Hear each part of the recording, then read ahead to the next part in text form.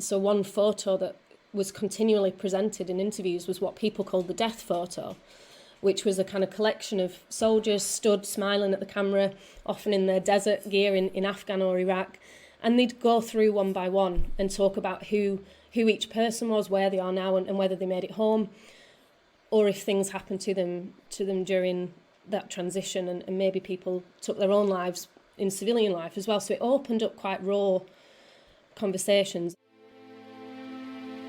Hi, I'm Naomi Murphy, and this is the Locked Up Living podcast, where we talk with a wide range of people about harsh aspects of institutional life. We also explore some of the ways to overcome them and to grow and develop. I'm David Jones. So join us every Wednesday morning, 6 o'clock UK time, for a fresh podcast. Today we're welcoming Hannah Wilkinson. Hannah recently joined the University of Nottingham as Assistant Professor of Criminology and is a member of the Criminal Justice Research Centre.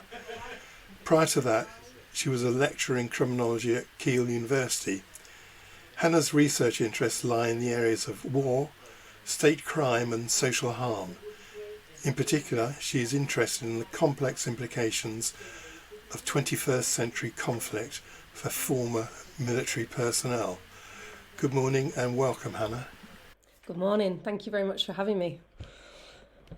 It's very nice to be here. Hannah, what led to you becoming a criminologist, and in particular your interest in former military personnel? Yes, I mean, a good question. I'm still not entirely sure how I've ended up where I am, but there's a few points that I can identify anyway. I suppose the first is I originally wanted to be a criminal barrister and work in the legal system in that sense. And during my degree, I kind of saw more and more insight into how the kind of criminal punishment system works and the types of justice that are available to people or not, and kind of decided actually I'd rather be on the kind of other side and actually in a space where I can be quite critical of those systems. So I was very much drawn to criminology as a student in that way, and then continued on to do my master's in criminology and criminal justice, and then my PhD in criminology as well.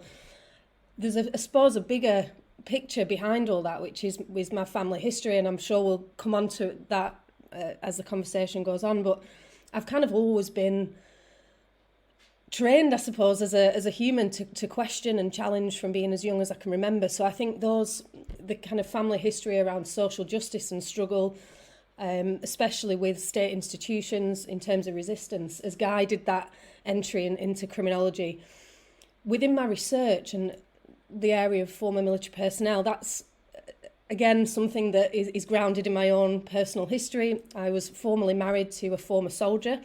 I never knew him in the military, but as I was doing my degree and masters, there was these kind of stories that kept coming up from both him and friends about how if it wasn't for the military, they'd be in prison. And so as a student, I thought, this is really interesting, you know. So I did a small project for my undergraduate research where I talked to a small number of veterans, and then it's grown from there, really. There wasn't much literature back then, 2011, that kind of year. And it's now it's still an under-researched area, but there's a lot more focus on it, and rightly so. So that's how I've kind of ended up here, I suppose.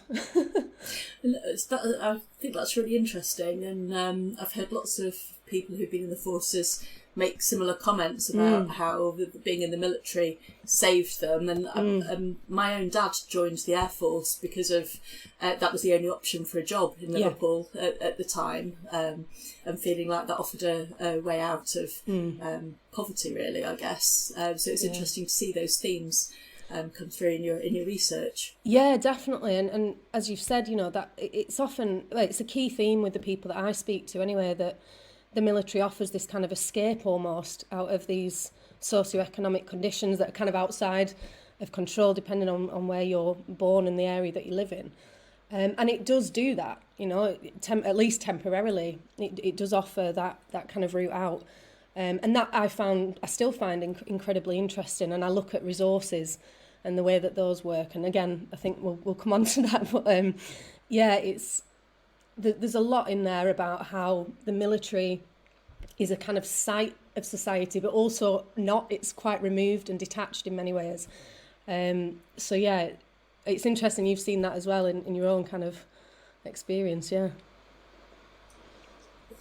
Academics and service providers often refer to former ex-military personnel as veterans. Do you think that's skewed the way that we think about people who've been in the forces in terms of what their needs are? Yeah, I think it has. And I think there's still a long way to go in terms of that word veteran. It's a term that the people that I spoke to often rejected, even though, I mean, the UK definition is pretty much anybody that served one day in the armed forces is classified as a veteran. So we're not talking necessarily people who've gone out on tours or they've completed the basic training. It's kind of any contact or touch with that institution, you know, the armed forces and the various things that make them up. But there seems to be more of a kind of cultural problem, I think, around the term veteran, that it's still anchored to World War II. And so then our vision and our kind of image of who a veteran is still connected to that conflict. So people often say, you know, I'm not an old man. No, I'm not a veteran. Or no, you know, I don't go and wear my uniform on Veterans Day, so I'm not a veteran. Or people that I've talked to don't identify as that because they've not necessarily been posted to an area of conflict. So there's a lot of complexity in who that term applies to. And a lot of those that I spoke to resisted the term, partly in how the state used that term veteran as well, and the kind of connections of pride and nation that sometimes conflict with the violence that they've delivered and seen. So it's a very interesting term that I try and use briefly, but I try and use many different terms as much as I can. So I try and use, former military personnel, ex-armed forces, employees, as well as I'm very critically use the term veteran offender, not as a term that I like, but to kind of unpack what that means for people. So I think there is a need to expand how we understand veteran, especially when we're pitching services at former military personnel, and they might reject that term. And I do think it has created barriers to help and support, especially when it's pitched alongside images of people in uniform, which veterans in the community don't wear uniform, you know, that they're civilians, at least by definition then. So yeah, I hope that answers your question. I think there's a lot of way to go. As you were talking, it was very thought-provoking because it makes you wonder about the specialist services that are pitched at veterans, and are they pitched purely at people who have PTSD as a consequence of conflict, or are they aimed more generically at former services, ex-services personnel? And then also potentially that poses a barrier to people seeking out the services that they might actually benefit from, I guess.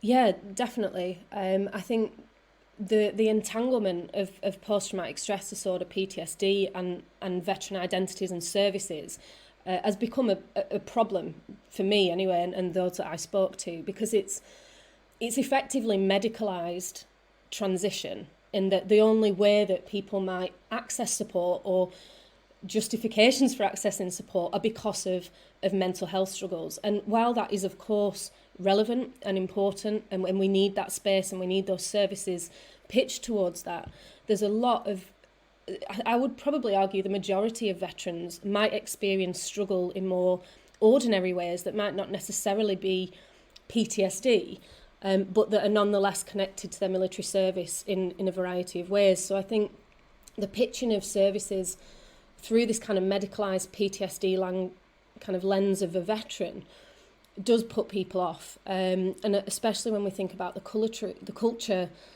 of military training that is almost opposed to help seeking in many ways. As a soldier, you've got to be quite strong, and the term resilience is often used.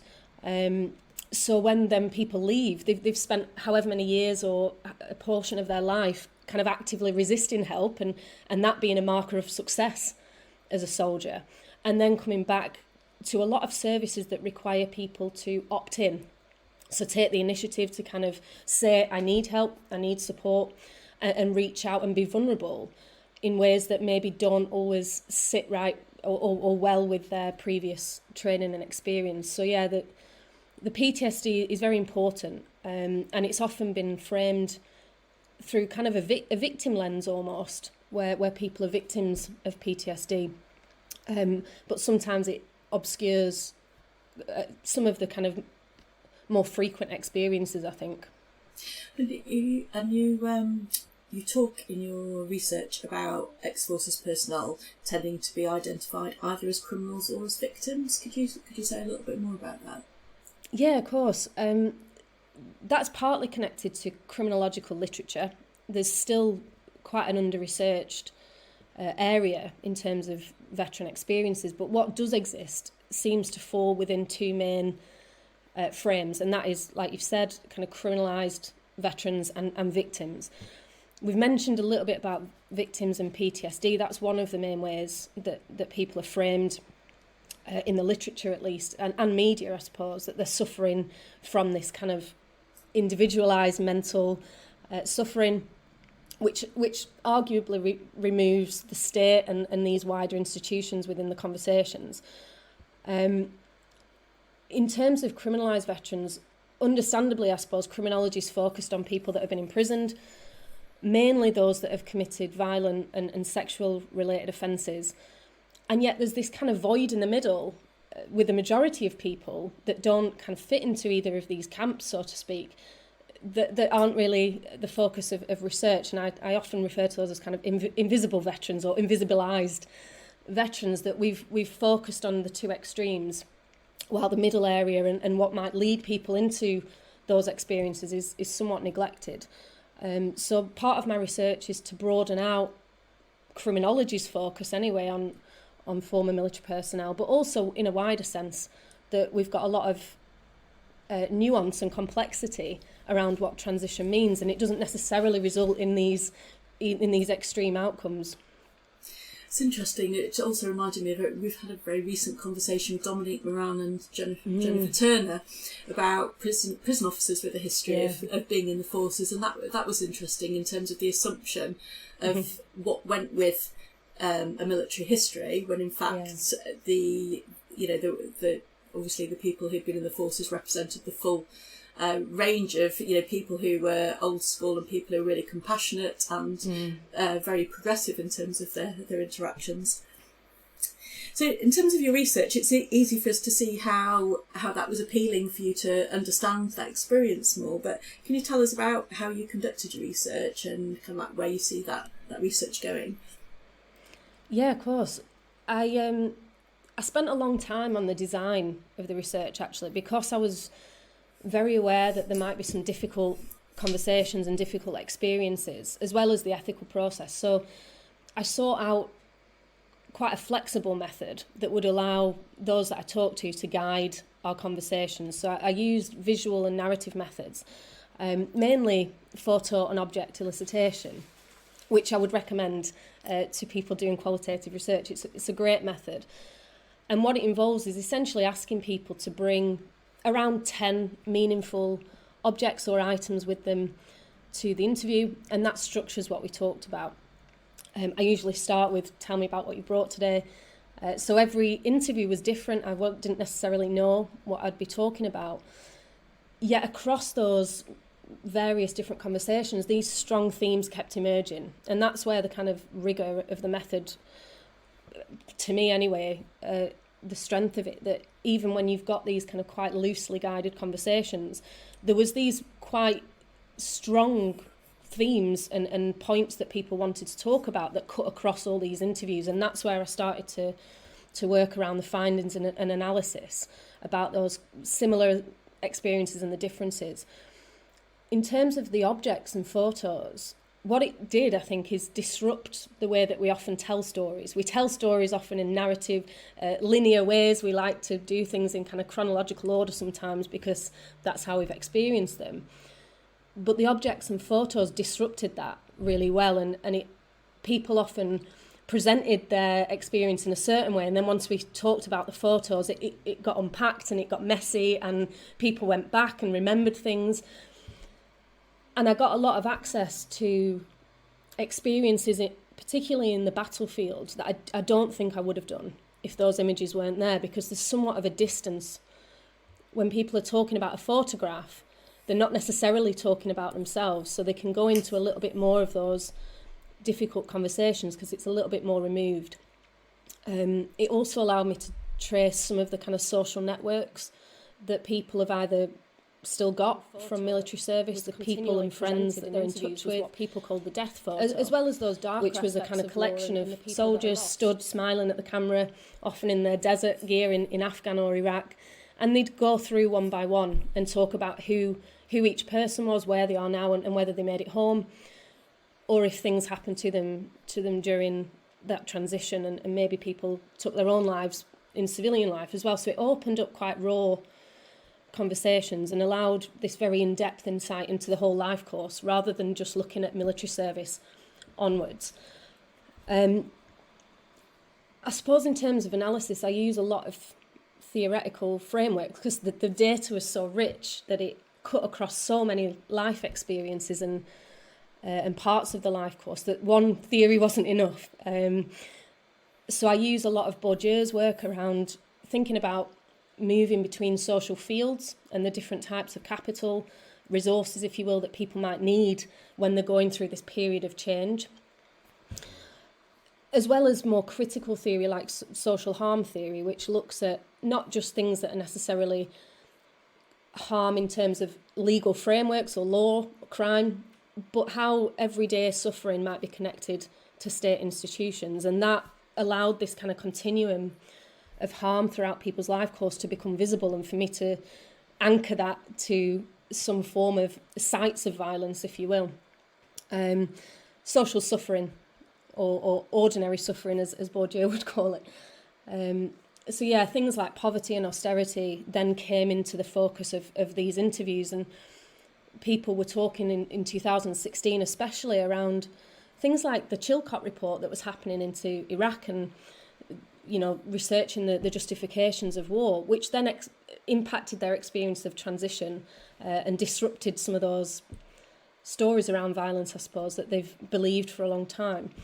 So yeah, I hope that answers your question in terms of my research methods. And yeah, no, but also it's quite an unusual methodology, it seems, and I was also wondering whether it perhaps seems particularly fitting for an area where it does seem as though memorabilia holds particular value and meaning for people who've been in the forces, or is that just a stereotype?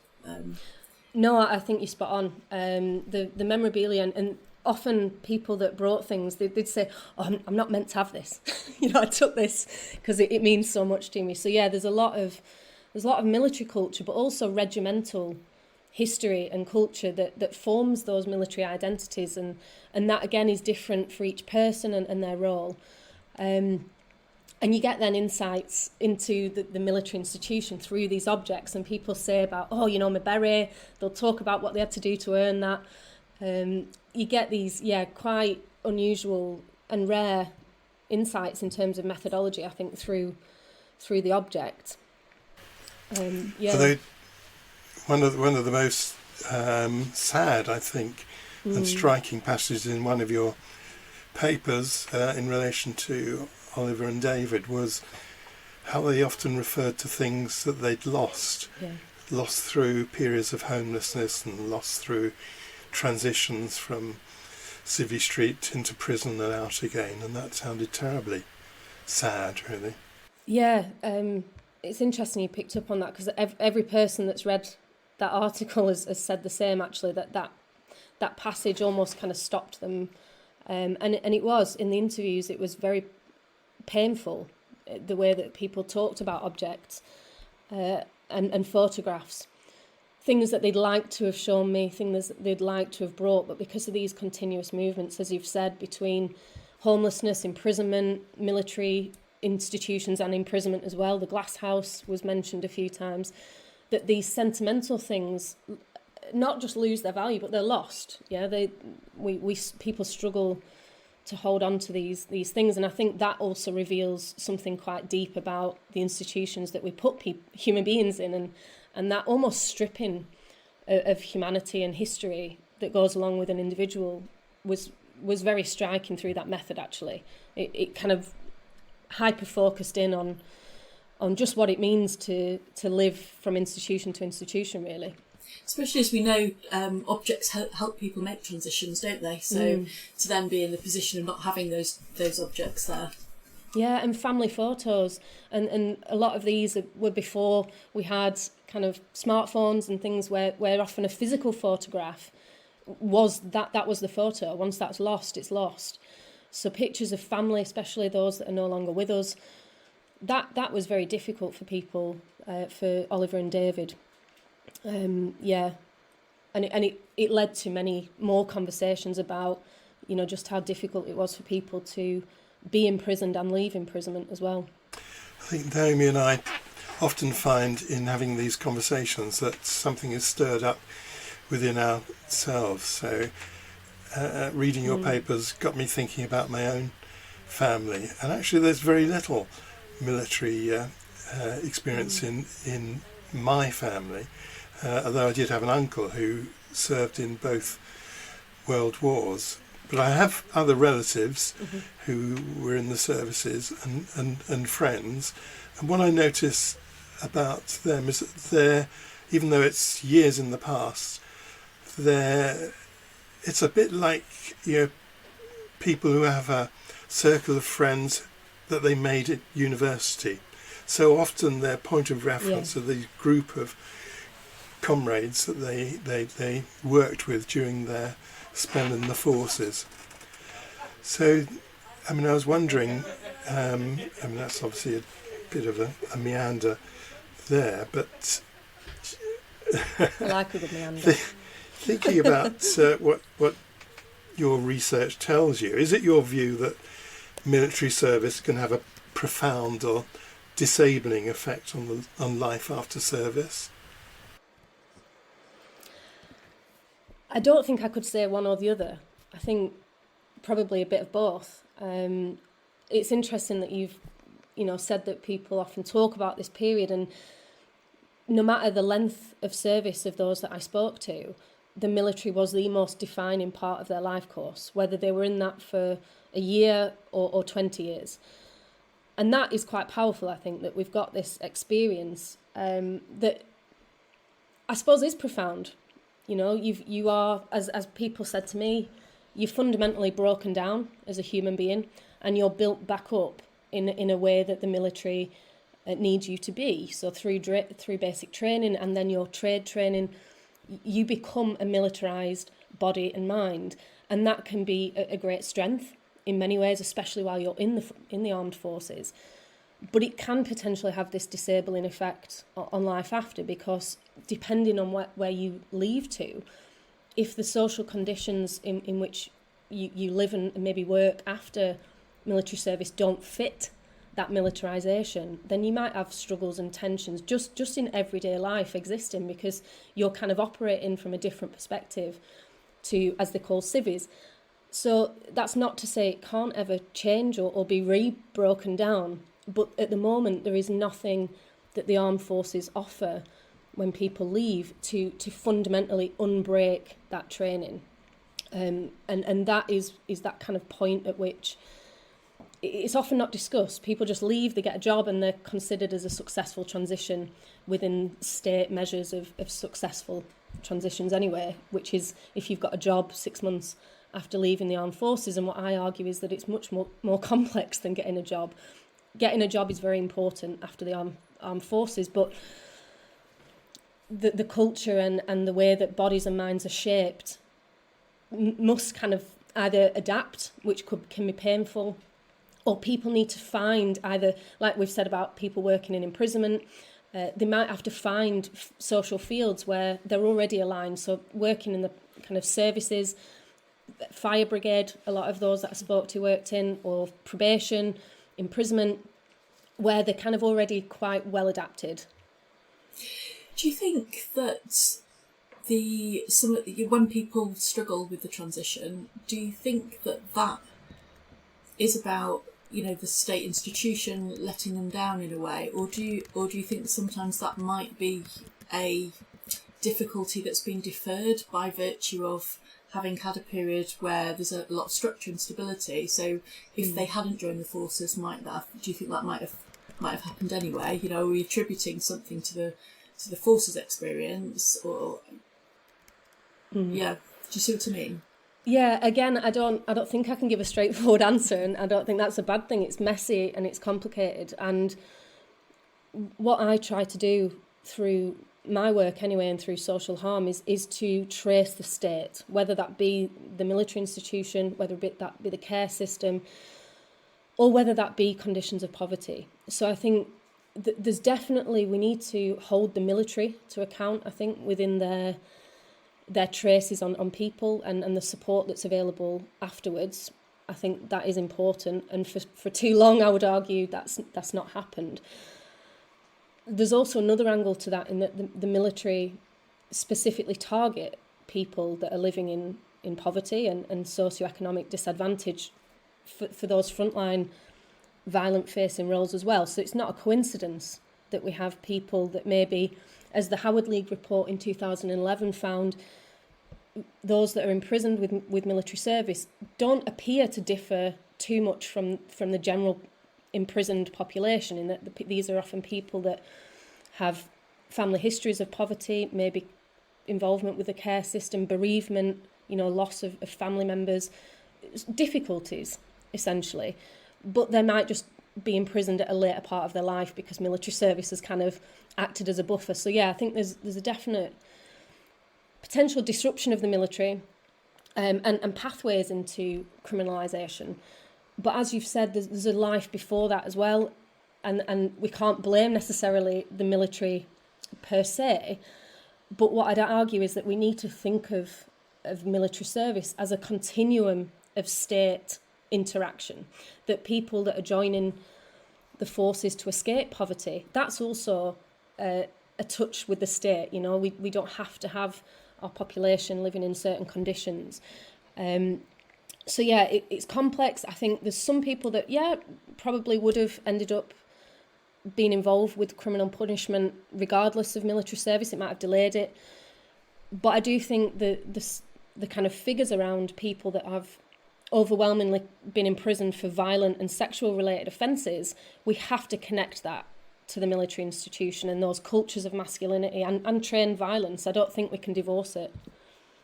And it sounds like there's some negligence as well in terms of not actually understanding the impact of being in the military better, and how it interacts with all of those different variables.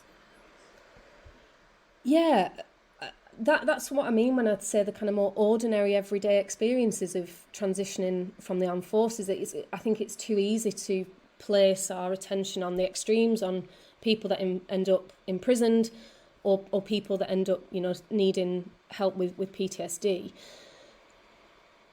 I'm not entirely convinced from what I've seen and heard that the military want to understand. I'm happy to be proved wrong there. But there does seem to be quite a clinical detachment once people leave, that they've kind of left. And unless you've got access to quite specific resettlement packages, maybe through injury or loss, it can be quite challenging to access the support that the military offers. And they do offer a lot. I don't want to be negative here. There's a lot of good things that they're doing. But often, like I've said, it relies on that opt-in basis, and they've often trained people not to do that. So sometimes, as one guy said to me, we need a bit of a push, we need a bit of a nudge into support. Yeah. So I'm not sure you were absolutely clear on this particular point, Hannah, but do you think that veterans are disproportionately represented within the prison system? And you did describe how you thought they shared a kind of common background, broadly speaking, but what about proportions? Yeah, there hasn't been many recent statistics produced, so I can't confidently say that it is still disproportionate. But back in 2008 and 2009, when the National Association of Probation Officers produced a number of reports, they identified at least 20,000 former military personnel serving a sentence in England and Wales, which places them at a disproportionate level within imprisonment. Now, there's all kinds of issues with statistics, as we all hopefully know.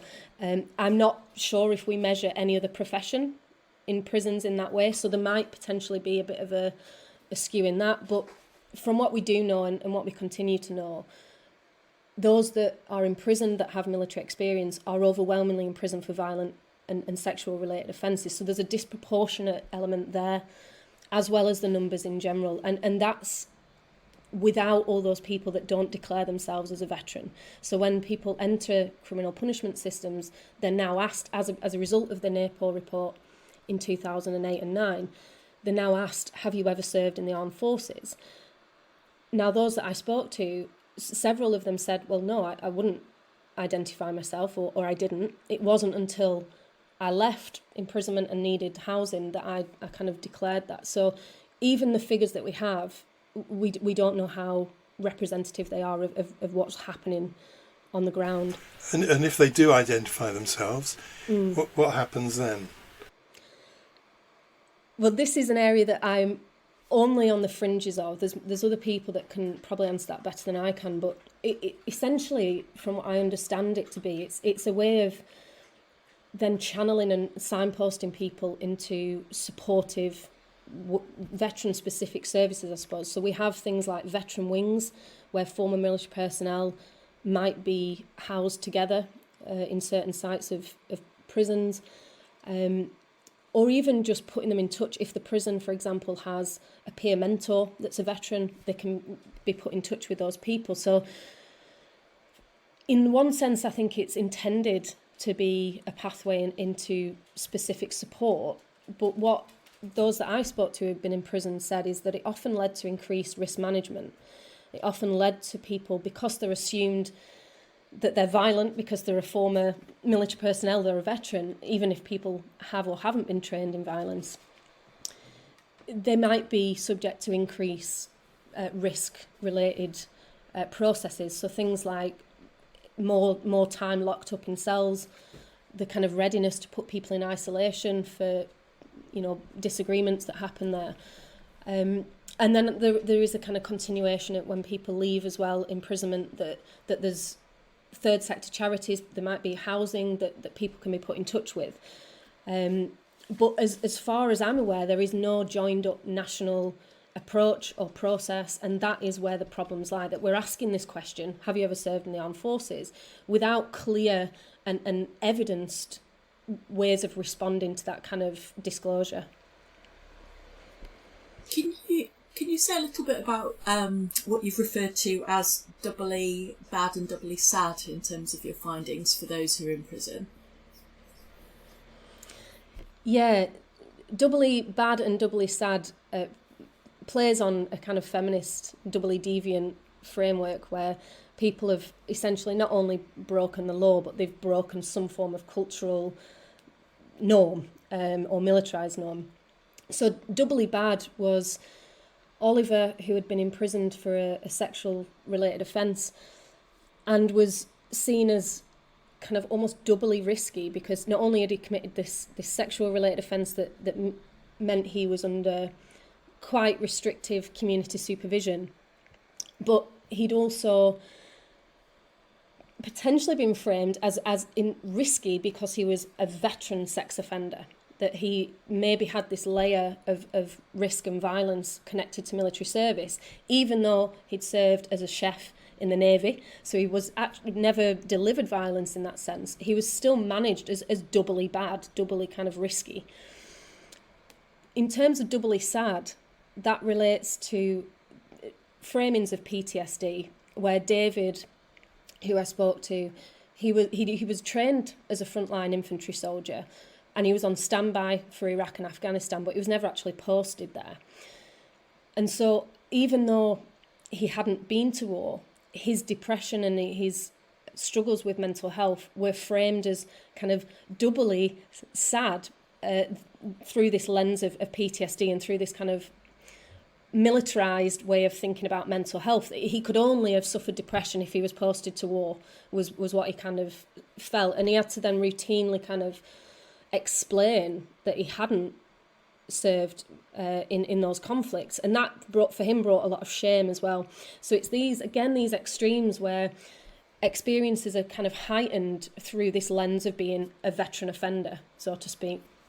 Yeah, I think it's really interesting. The shame really comes through in those accounts, I think, and we know that shame is a key factor in kind of like in undermining good mental health, isn't it? You know, for people that have strong experiences of shame. Yeah, definitely. And regardless, I think, of where people serve in the military, that there is still this embodied pride, whether that lasts when people leave, but there is this kind of quite strong sense of pride, whether not necessarily anchored to the kind of state and nation, but to each other more often than not, I think, to the team and the regiment and the people that you've served with. And so criminalisation directly kind of butts up against that militarised pride, and again, that's part of being doubly bad. You've not only broken the law, you've gone against the military pride. So yeah, shame is a really interesting and important part of my research that I'm still untangling, and also connected to the wars that people served in as well. But yeah, within David and Oliver's experiences, being labelled, governed and managed as a veteran offender brought a lot of shame on them as individuals and also their families as well. So I'm aware that I missed out on asking you a question earlier on, although you referred to it. So do you have some family background in the forces yourself? I don't, not personally. My granddad was actually a conscientious objector, so he was a pacifist, so kind of the opposite of a military family. But like I said, my ex-husband was ex-military, so I, for a number of years, had an insight into the former military personnel world and that transition in terms of lived experience, both from him and from people that I was lucky enough to make friends with as well, former soldiers. So yeah, I come from it from two quite different angles, really, and I suppose that's reflected in my research, that it's a continuously complex issue that I refuse to make simple in these kind of quite binary understandings. Yeah. Well, yes, it may not be simple, but you do have some very catchy phrases in your papers. But yeah, I've written a lot of phrases. I try to make things memorable where possible. But I was wanting to know about your theoretical approach, because you've been developing a line of theory which you call combat capital. So what do you mean by that?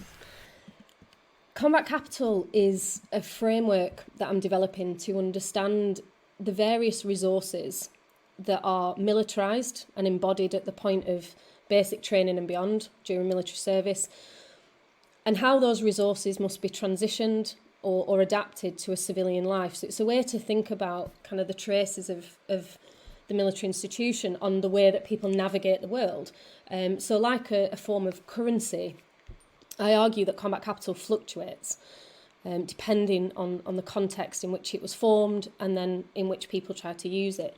So it's broadly made up of capital that we might be familiar, so social capital, the relationships that we hold and the benefits or pitfalls that can come from that. Cultural capital, which is our kind of ways of understanding the norms of society or the institution. Human capital, which is broadly our kind of skills, our aspirations, our health and our well-being, as well as bodily capital, so the ways that the military trained people to use their bodies either violently or otherwise. And then this kind of symbolic capital, the value that we place as a society onto military service and that kind of veteran status. And when we look at all that within the context of war, it appears to take on a different level of value. So combat capital tries to capture how these militarised resources become deepened in a period of conflict where people are actually delivering the things that they've been trained to do. And that allows us in the same process to not only look at individual experience, but then refocus back out to the state and hold that kind of the state within account within our analysis and thinking, that the so-called justifications for war making that happen at this quite macro state level have very real lived experience implications. So if people are unable to narrate the war that they've served violence in, for example, the war on terror, a strong theme of my research, and this is what I'm working on at the moment through Combat Capital, is how the inability for people to narrate the violence that they delivered in Afghanistan and Iraq has everyday lived tensions for those people, because they're continuously moving in this body that's delivered violence, yet without being able to frame and justify those traces of violent action. And that must be very, very difficult. And even just from the interviews, the pain of sometimes people reflecting on war in a civilian setting. You know, when you're in the military, you can have these frames of war, as Judith Butler refers to them, that frame certain life as grievable or not through military culture, through justifications of war. When people leave, that's disrupted by a range of things and civilian life. And so Combat Capital tries to capture how, for example, a World War II veteran might hold much more positive currency from that war than maybe veterans of Iraq and Afghanistan do, unless you're in a veteran setting. And then Combat Capital from Iraq and Afghan might even be more valuable because of the complexity of that war. So it tries to look at war and military service from a range of different points, from these different resources, and then hopefully offer some analysis and kind of critique around warfare in a general sense and what that means for people that have to live with the consequences of that violence on a daily basis.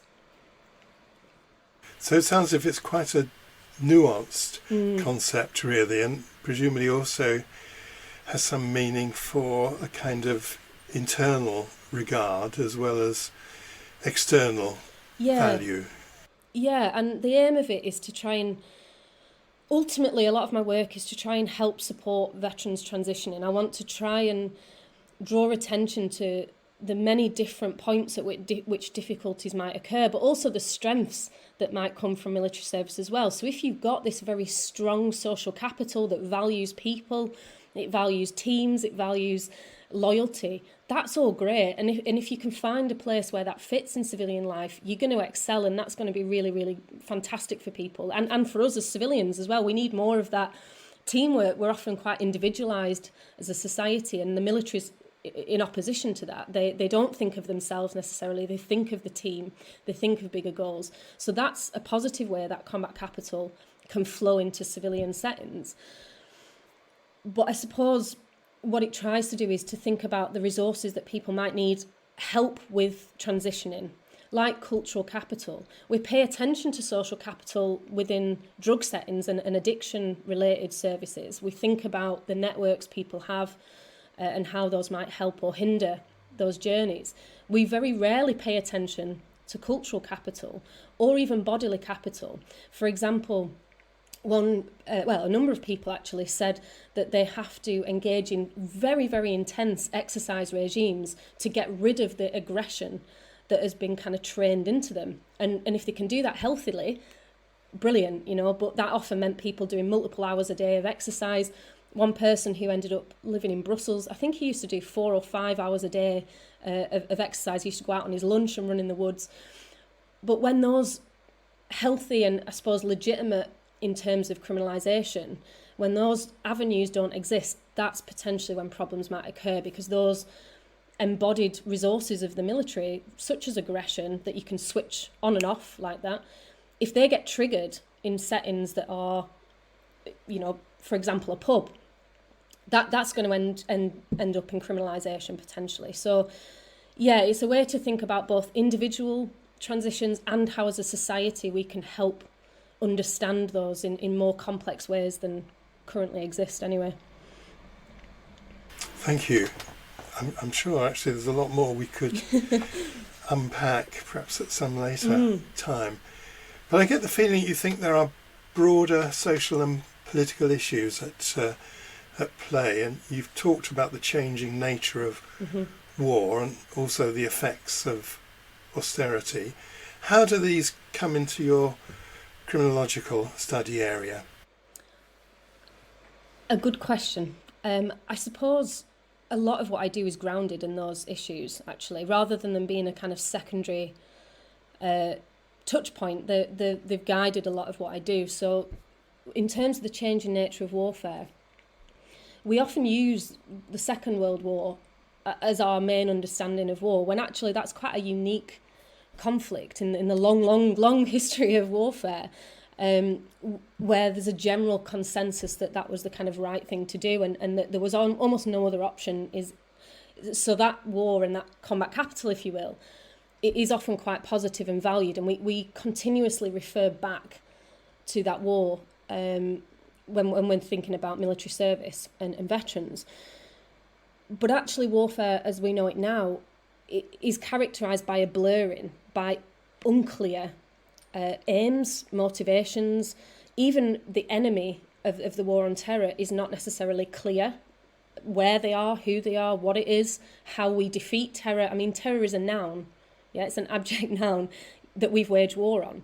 So inherently, the warfare that comes from those kinds of justifications is going to be complex and maybe never-ending, as we're finding, because how do we win against terror? What does that look like? What does it feel like or mean? It's forever shifting. And so we've got this blurring of boundaries between war and crime, where we often talk about the war on terror in terms of criminal punishment language and criminals, yet with war. We also have this blurring of boundaries around state and non-state actors. It's not always clear in the battlefield who people are and who they're fighting for. And I suppose it's spilled over in ways that we haven't necessarily seen before, especially social media, I think, where we can see things in real time in ways that we started to see in the kind of 90s and the Gulf War, but it's become much more difficult to talk about war as this kind of understandable, clear thing. So fourth generation warfare, which military commentators argue we're in now, is characterised by cyber warfare and disease. Interestingly, within the context that we're in at the moment, I won't say any more on that, but yet we've still got this old-fashioned kind of boots on the ground presence in warfare as well. So we've got kind of quite detached drones and technological ways of killing now. And again, I'd love to speak to people that have experienced that side of warfare as well. But we also still have this kind of on the ground, boots on the ground, yet without the clear definition of who the enemy is. Then I suppose when you talked about austerity, to kind of jump, all of that complexity and chaos around war is carried into potentially complex living arrangements amid austerity as well. So these bigger, broader political issues, I don't think we can and should divorce from, especially militarised transitions, but research more generally.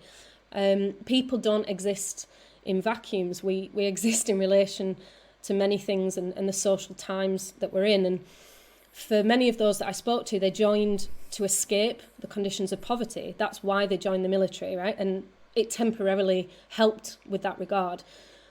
But then they left to even worse conditions that they joined up from. So they often leave to the same areas that they grew up in or similar areas. People are battling poverty, they're battling homelessness, but with this additional layer of militarisation. So those social conditions that both guide warfare and those justifications for war making are also the context that people then leave in. Sorry, go on. I suppose there's all sorts of other complexities as well, aren't there? It's like the frequent geographical location and dislocation from a community, therefore, which obviously differs from force to force, and also living arrangements whereby the serving personnel might be away from home for long periods of time, so the rest of the family have to function without the person absent. So there's a lot of factors which I think can contribute to, like, the level of marital breakdown's quite high in the forces, isn't it, I believe? Very high, yeah. And even afterwards, like myself, you know, I never knew my ex-husband in the military, but his military experience was definitely a factor within that kind of breakdown of relationships. And like you said, there's a continuous dislocation for military families, and I think there's rightly more attention being placed on the experiences of those family members as well. They're often overlooked. In all of this, they continuously kind of pick up the pieces, if you will, and help transitions on a micro scale, like you've said, moving in and out of postings, especially for reserve forces as well. We're shifting towards a majoritively of reservists, and they are even potentially more so subject to this continuous to-ing and fro-ing between social conditions. It's complicated. Yeah, and I wondered whether, we've see quite a lot in the media about training specifically, I suppose particularly the army, I guess, with all the deep cut barracks stuff and how brutal the training regime might be. I wondered whether any of the people in your study spoke about having encountered in prison people who spoke about being bullied within the forces, whether that had cropped up at all in terms of trauma for people. Yeah, one person specifically, and that was David, who was in the kind of article that you've read. He experienced basic training as a very, very painful period of his life course. He entered dependent on a number of substances. He entered straight from the care system at the age of 16 as well, and he says with a lot of baggage, but he was what we'd probably call quite a vulnerable person, really, and then subject to this quite masculinized, violent environment, and his a lot of his mental health struggles he traced back to that period. And we often talk about PTSD. Well, he hadn't been to war, but he had a lot of trauma from training. The others that I spoke to all talked about the violence of training and basic training. Some of them said, it might have changed now, I don't know. But definitely when they were young people joining the military, it was characterised by violence, but a lot of them really enjoyed that. And this is, as researchers, often we have our own perceptions of what that might mean, but for many of those people that went on to serve in war, they kind of said that had they not have been brutalised in that way, they're not entirely sure if they'd have been able to do their job as effectively. And this is why I try and say we need to keep an eye on the military institution, because ultimately what training does is it prepares bodies for violence. It prepares bodies to kill. And that is not a natural state of existence. So you've got to do a lot of rupturing in people's mental and physical states, I suppose, to achieve that. And that's what's not undone when people leave. I think sorry, go on. No, I was just thinking it raises really strong concerns around ethics, doesn't it? But also, like the prison service, it's not a transparent organisation. It's very closed, and that's fine when everything's going well. But actually, when there are concerns about practices, it's easy to cover up and hide things that need to be exposed and spoken about. Yeah, and it's hard to do that. Sometimes it can be uncomfortable to call into question some of these institutions that we hold up as being kind of quite important within our society. Even in basic training, that there's an obscuring of numbers around people that take their own lives during that process. There's a colleague, Ross McGarry, he's done some work around looking at the military as a workplace, and there's people that die just from like heat exhaustion, the physical pushing of the body to prepare people for war might even lead to deaths before warfare occurs. There's kind of reports of people dying up north, when they go and train up in the hills and things. So, like you've said, it's a closed institution that for a long time has been able to keep that level of closure around what happens inside. And it's only when a bit like imprisonment, when we start to talk to people and their lived experience, that we get a broader sense of what actually goes on in that space. And even then, I'm sure there's loads that they didn't tell me.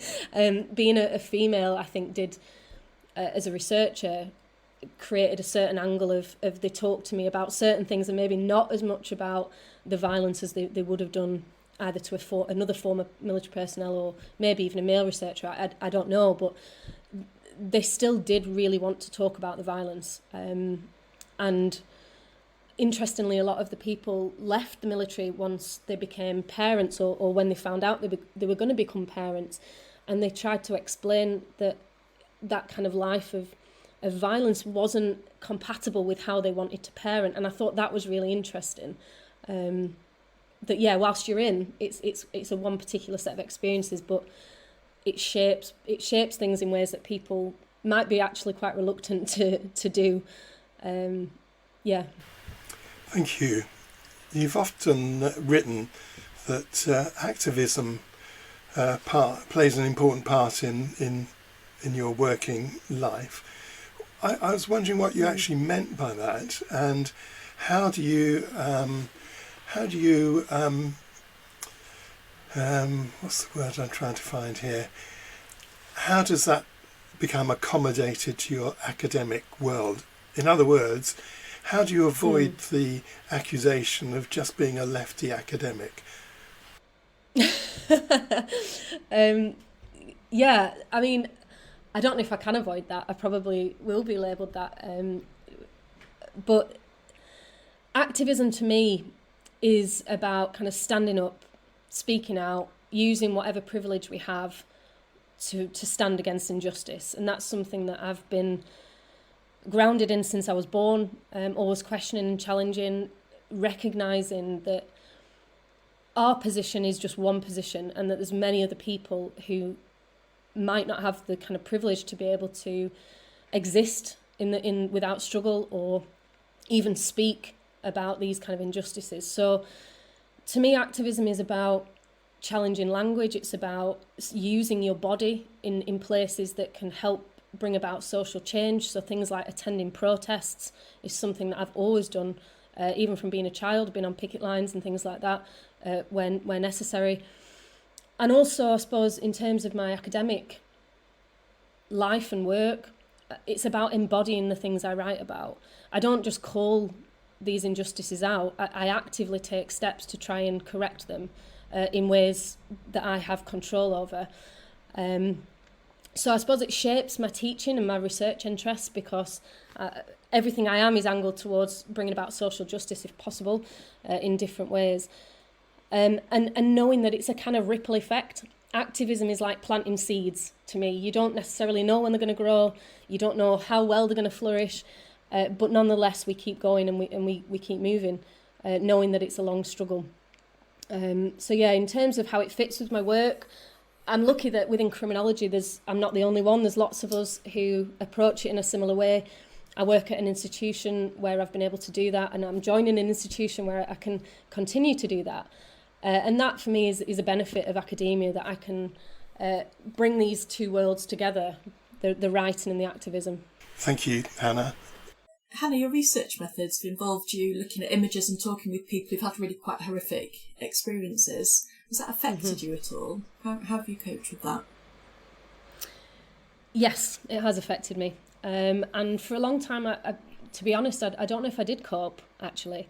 I think one of the things that makes my research as powerful as it can be sometimes is that I got into the data probably in an unhealthy way, but that meant that I was so close to the stories and the words of the people that I spoke to. I felt them.